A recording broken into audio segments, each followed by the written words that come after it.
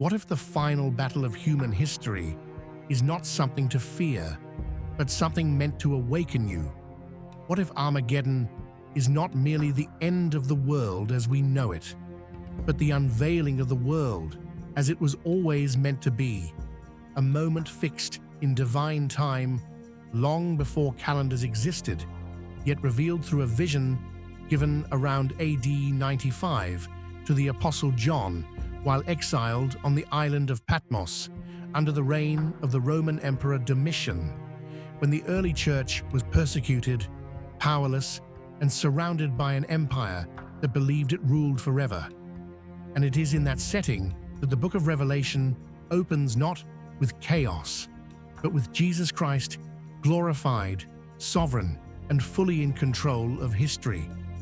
And from that revelation flows the prophetic arc that leads to Armageddon, a real place identified with the Hebrew Ha-Megiddo,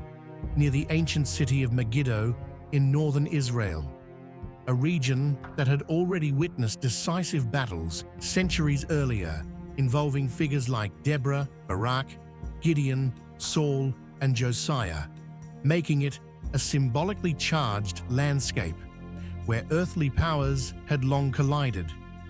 Yet Revelation elevates it beyond geography into a cosmic convergence point, where spiritual rebellion reaches its climax. And as the narrative unfolds through seals, trumpets, and bowls of judgment, spanning symbolic periods that many scholars associate with the ongoing age of the church rather than a single date on a modern calendar, the tension intensifies as human governments consolidate power,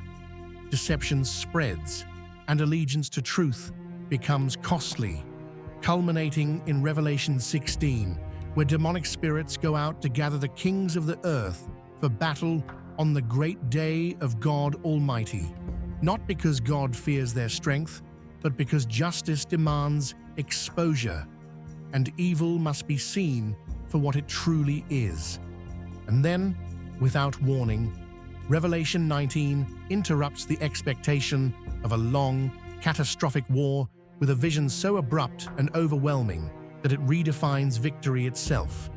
As heaven opens and Jesus appears, riding a white horse called Faithful and True, crowned with many crowns, known by a name no one fully understands, reminding us that no empire, whether Rome in the 1st century or any modern superpower, has ever truly been in control. And unlike human wars that drag on for years, measured by dates, casualties, and shifting borders, this final confrontation ends not through missiles, armies, or strategies, but through the spoken authority of Christ, whose word alone dismantles rebellion, exposing the fragility of evil that once seemed invincible.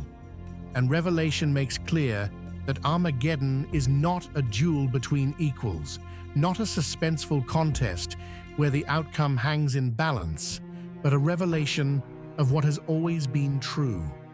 that evil is temporary, deceptive, and already judged. And following this decisive moment, Revelation 20 introduces the binding of Satan,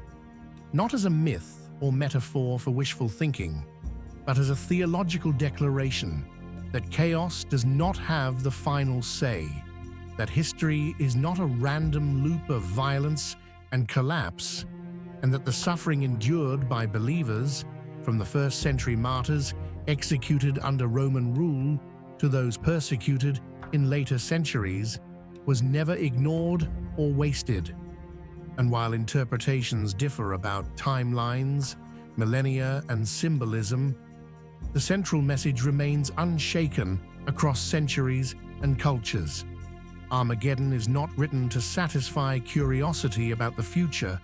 but to shape faithfulness in the present, calling believers in every era, from AD 95 to today, to resist compromise, reject deception, and live with allegiance to a kingdom that does not rise and fall with elections, economies, or empires, And this is why Revelation repeatedly emphasizes endurance, warning that the greatest danger is not global catastrophe, but quiet conformity, not sudden destruction, but gradual surrender of truth. And when Armageddon finally arrives, whether understood as a future historical event or the ultimate unveiling of Christ's victory, it will not be chaos spiraling out of control, but order restored, justice revealed, and creation realigned with its creator. And the real urgency of Armageddon is not about predicting dates or identifying political figures as villains, but about recognizing that every generation lives in the tension between loyalty to the Lamb and loyalty to the systems of the world, a tension that shapes choices, priorities, and identities long before any final trumpet sounds. So the question Revelation presses upon every reader is not, when will Armageddon happen? But who are you becoming right now? Because the book insists that those who belong to Christ are marked not by fear,